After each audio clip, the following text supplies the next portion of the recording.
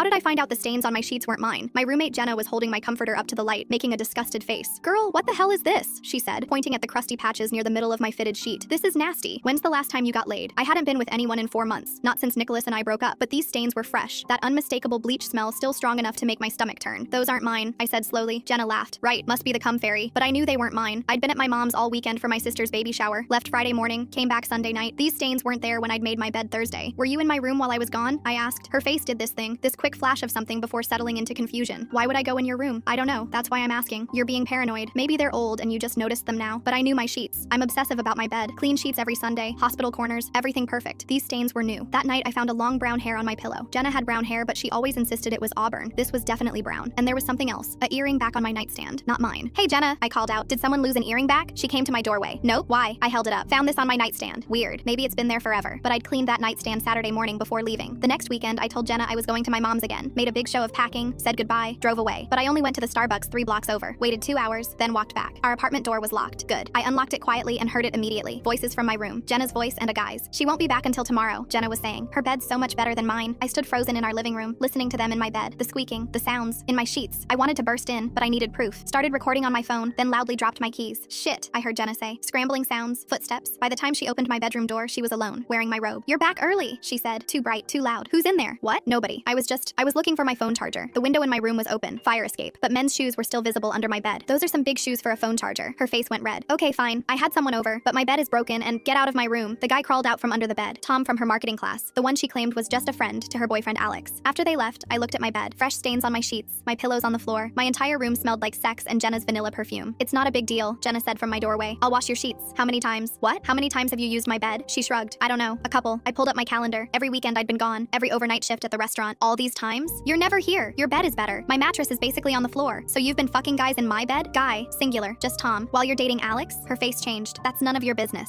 It is when you're cheating on him in my bed. She stepped closer. You're not going to tell him. Watch me. I'll tell everyone you gave me bed bugs. What? I'll post it everywhere. Reviews on every apartment site. Your Instagram. Tag you. Nobody will ever want to live with you again. That's insane. We don't have bed bugs. She pulled out her phone, showed me a draft post, photos of fake bug bites on her arm, a receipt for an exterminator consultation. I've been preparing, just in case you found out. You're psychotic. I'm practical. Keep your mouth shut and I'll stop using your room. But she didn't stop. I bought a hidden camera, put it in my stuffed bear on the dresser, caught her the very next day. I had a double shift. Her and Tom, in my bed, again. When I confronted her with the footage, she laughed. You recorded me without consent? That's illegal. I could sue you. She was right. In our state, recording without consent in a private space was a felony. But you went in my room without. We're roommates. I was checking if you left the window open. Tom happened to be over. Things happened. Prove otherwise. I was trapped. She had Alex convinced she was at study groups. She had our mutual friends believing I was the crazy paranoid roommate. She even told our landlord I was harassing her. Last week I found out she'd made copies of my key and was giving them to multiple guys. Full story on channel, link below.